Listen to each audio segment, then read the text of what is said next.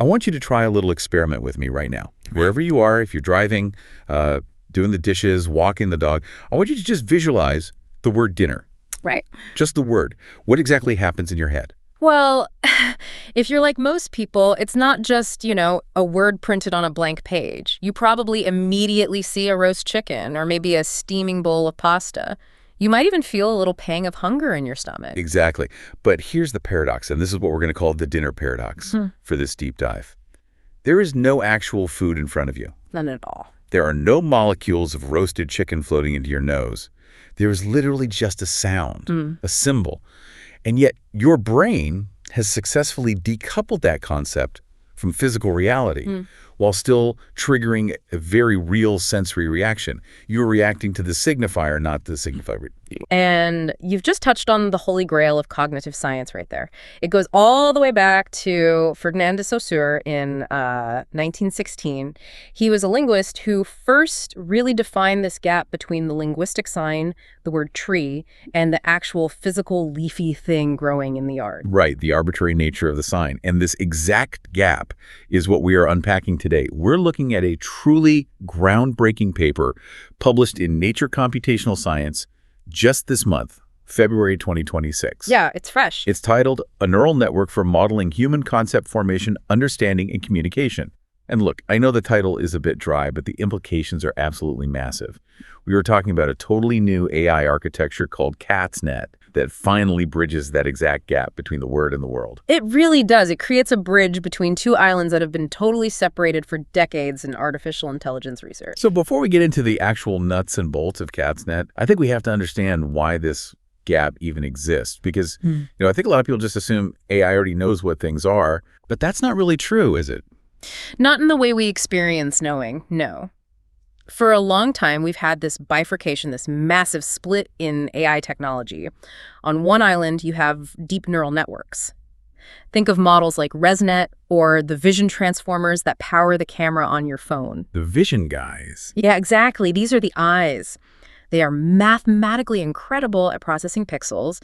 They can look at a photo and output, that's a cat. But the actual concept of the cat, it's entangled in millions and millions of parameters. You can't just pull it out. It's totally buried in the math. So it's kind of like a subconscious reflex. It sees it, but it doesn't actually know that it sees it. Correct. It has no conceptual awareness. Then, on the totally opposite island, you have large language models. The chatbots. Right, the chatbots we all use every day. These are the mouths. They are absolute masters of symbols. They can write you a beautiful sonnet about an apple, but they totally lack what we call sensorimotor grounding. Because they don't have bodies. Exactly. They have never physically held an apple. They've never felt the weight of it or crunched into one. To a language model, the word apple is just a statistical probability that usually appears near the word red or fruit. So we have eyes with no language and mouths with no bodies. And that is exactly the problem CatsNet is trying to solve. It's trying to build a digital brain that connects the abstract symbol to the raw sensory experience, just like you and I do. And the way the researchers did it is fascinating because they didn't just throw more computing power at it. They didn't just build a bigger brain. They built a modular brain. Let's break down this architecture. I want to really get into the details here. The paper calls it a dual module framework. And I actually love this because it feels so much more manageable than those massive black box models where everything is just a giant soup of numbers. We have two very distinct functional parts here. Right. You have module 1, which is the concept-abstraction module, or CA, and then you have module 2, which is the task-solving module, or TS. Okay, let's start with module 1, the concept abstraction. I was reading through the methodology, and I kept getting stuck on this one detail, the 20-dimensional vector. In the world of AI, where we usually talk about billions or even trillions of parameters, the number 20 seems, well, tiny. Why is it so small? That tininess is actually the genius of the whole system. It's based on a mathematical principle called the information bottleneck. The information bottleneck. Yeah, formulated originally by Naftali Tishby. Imagine you're watching an incredibly complex 2-hour movie, and I force you to describe the entire plot to me in just 3 words. That's tough. It is. You have to strip away the lighting, the soundtrack, the background actors, the dialogue, and focus purely on the absolute core essence of the story. So by forcing the AI to compress a super high-resolution complex image of a dog into just a string of 20 numbers, we're essentially forcing it to ignore all the useless noise. Precisely. We are forcing it to learn the platonic ideal of a dog. It literally cannot waste any of its 20 numbers on the color of the grass in the background or the specific type of collar the dog is wearing. It has to distill the image down to its absolute core essence. And that 20-dimensional vector, that is the concept. I love that. Think of it like a 20-dial mixing board in a music studio, but for reality. Dial 1 might be roundness, dial 2 might be furriness, dial 3 might be metallic texture. That's a great way to visualize it. Okay, so module 1 distills the essence into these 20 dials. Now we have module 2, the task solver. This is a multi-layer perceptron. This is the part that actually looks at the visual input and makes a judgment, right? Like, is this an apple, yes or no? Correct. But here is a major twist. In a normal, standard neural network, layer A just passes its data forward to layer B. It's basically a bucket brigade. Passing the bucket down the line. Exactly. But in CatsNet, the concept module doesn't just casually pass information over to the task solver. It actually reconfigures the task solver. And this is the part of the paper that uses that totally terrifying mathematical term, the Hadamard product. It sounds terrifying, I know, but it's actually quite elegant once you see what it's doing. The paper describes it as hierarchical gating. I really tried to visualize this, and the best analogy I could come up with is a stencil. Can we walk through that? That's a very strong analogy. Let's run with the stencil. Imagine the task solver, the second module, is a giant canvas that could potentially paint anything. Dogs, cars, apples, clouds. But it's noisy. All the neural pathways are firing. Everything is happening at once. Right, pure chaos. So the concept vector, that 20-dimensional code from the first module, acts exactly like a physical stencil or filter that you slap right over that messy canvas.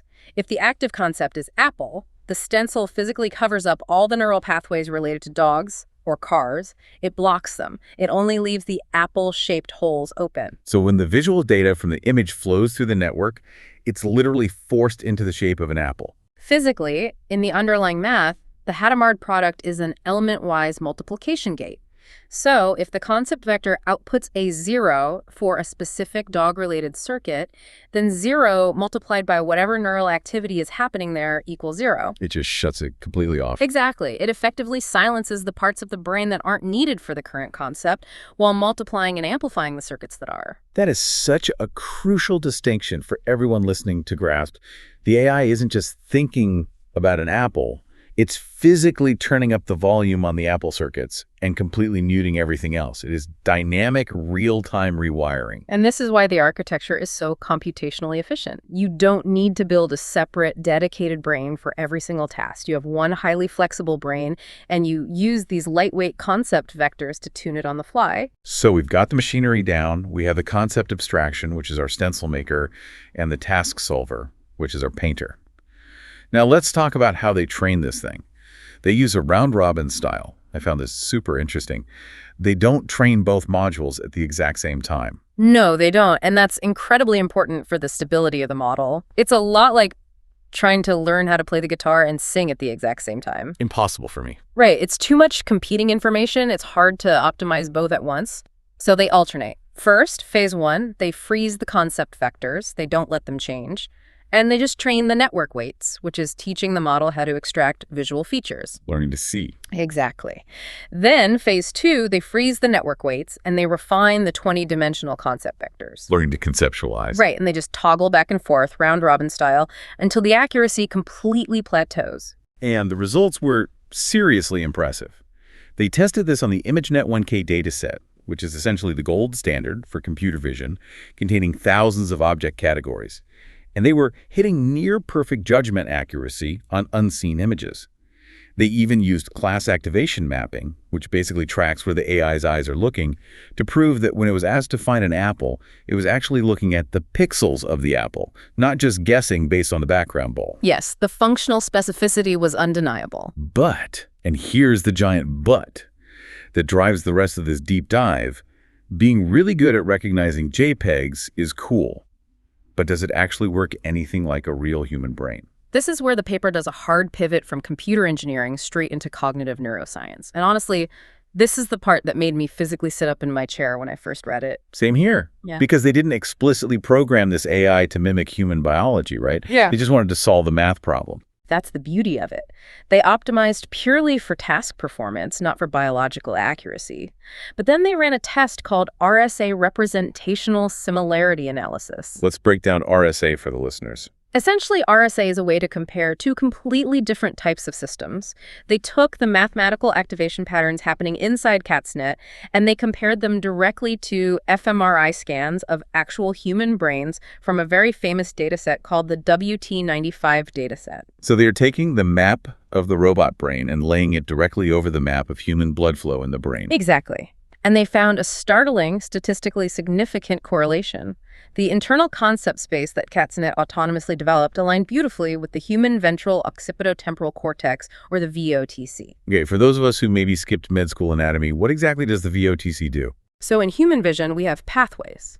Information goes from the back of your head, the V1 visual cortex, and moves forward. The VOTC is the what pathway. It's the part of your brain responsible for high-level visual recognition.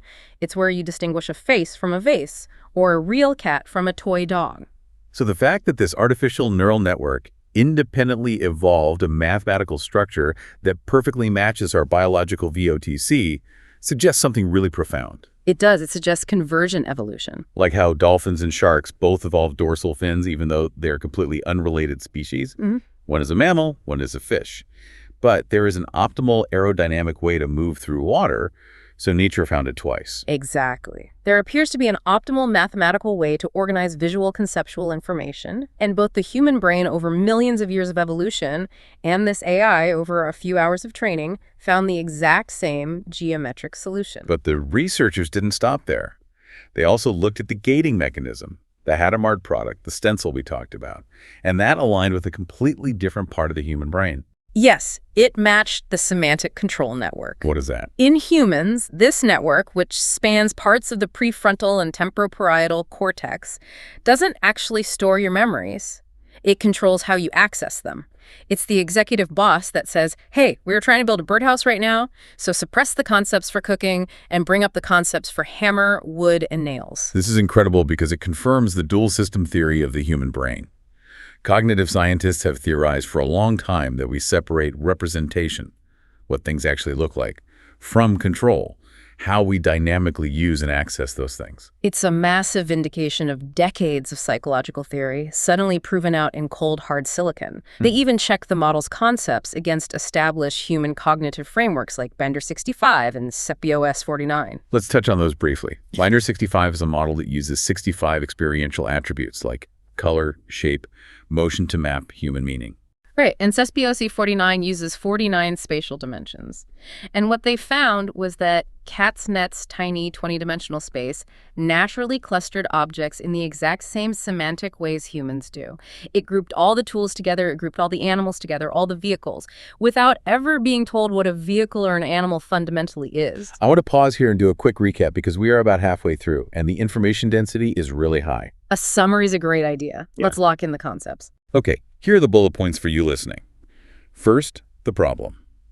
AI has been historically split between seeing things, like ResNet, and speaking things, like large language models, with no grounded connection between them. Second, the solution. CatsNet bridges this using a dual module system. Module 1 compresses noisy reality into a pure 20-dimensional concept vector. Module 2 acts on it. Third, the mechanism. Hierarchical gating. Using the Hadamard product, the concept vector acts like a physical stencil or a volume mixer, physically changing which circuits in the brain are active. And fourth, the validation. Without being instructed to, CatsNet evolved an internal structure that perfectly matches the human ventral occipitotemporal cortex and the semantic control network. That perfectly covers the structural architecture. But now we really need to talk about the behavior, because what the researchers did next borders on science fiction. It basically looks like telepathy. The teacher-student experiment. I am not kidding. I read this section of the paper twice because I honestly couldn't believe it was that simple. It is remarkably simple in its execution, but the philosophical implications are wonderfully complex. So they took two separate CatsNet models. Let's call them the teacher and the student. And they are trained completely separately. They aren't clones. Right. They are not identical twins. They are initialized with totally random weights. They are distinct digital individuals.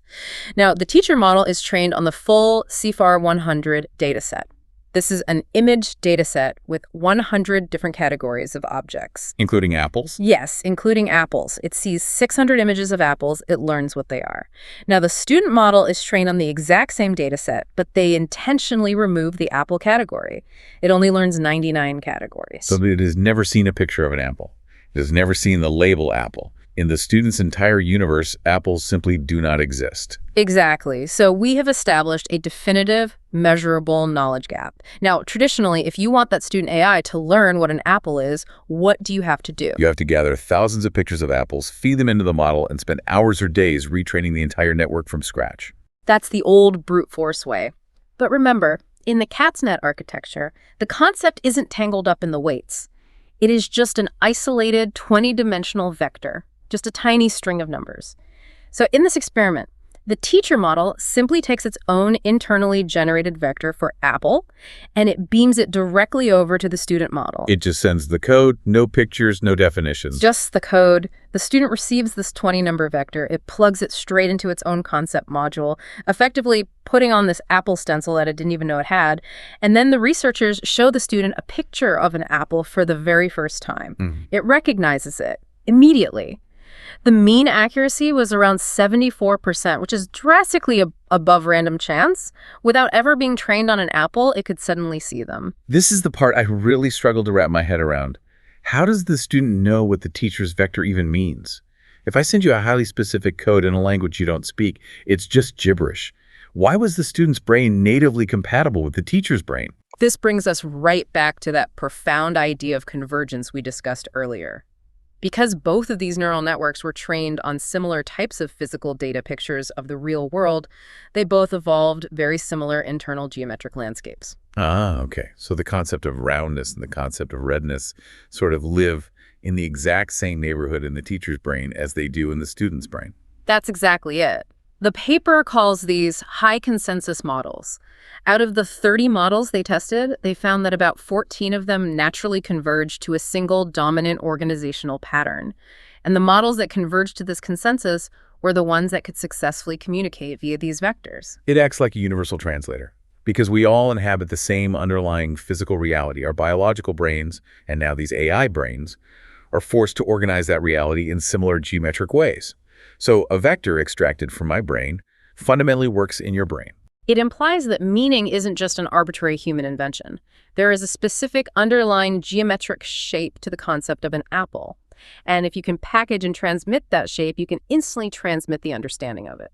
That is just wild. It totally challenges the old tabula rasa, the blank slate theory of the mind. It strongly suggests that the physical structure of reality dictates the structure of the mind that perceives it. It really does. And on a practical level, it has massive implications for the entire future of AI.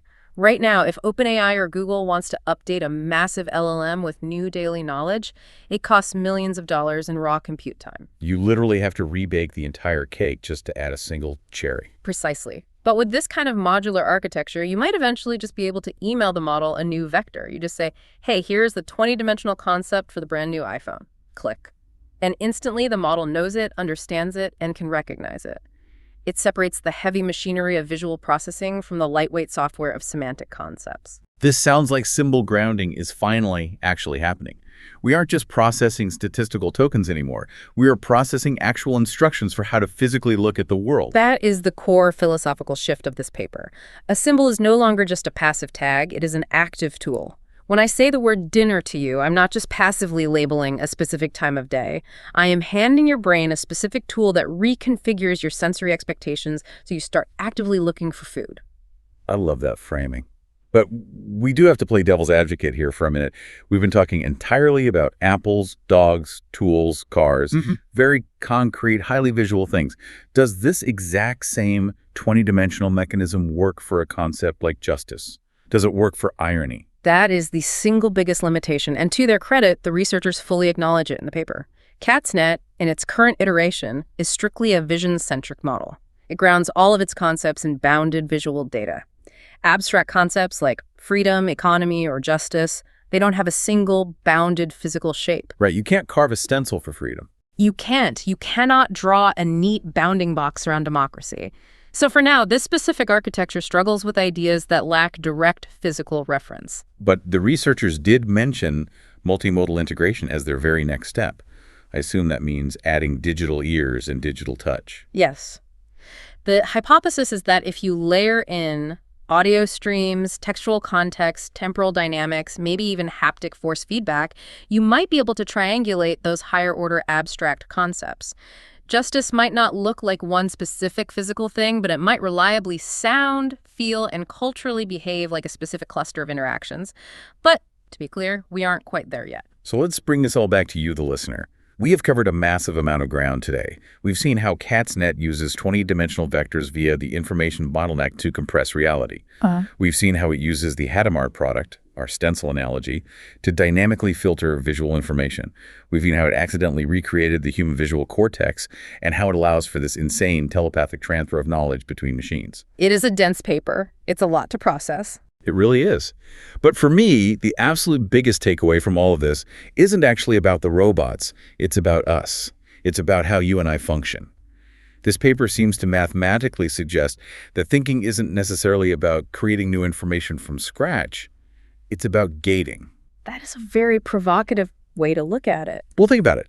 If understanding the concept of an apple is literally just turning up the volume on the apple circuits in your brain and muting the dog circuits, does that mean human creativity is basically just mixing? In a neurological sense, yes. We have this romanticized idea of creativity as pulling something brilliant out of thin air. But this model suggests creativity might actually just be the rare ability to find a highly unique combination of volume sliders, a weird novel stencil that highlights a pattern in the noise that no one else has ever noticed before. We are just DJs of our own sensory reality. All the data is already there in front of us. The noise of the universe is infinite. Intelligence, then, is just knowing exactly what to mute. And perhaps true wisdom is knowing that the stencil you happen to be using right now isn't the only one available. Man, I absolutely love that. So here's my final challenge to you listening right now.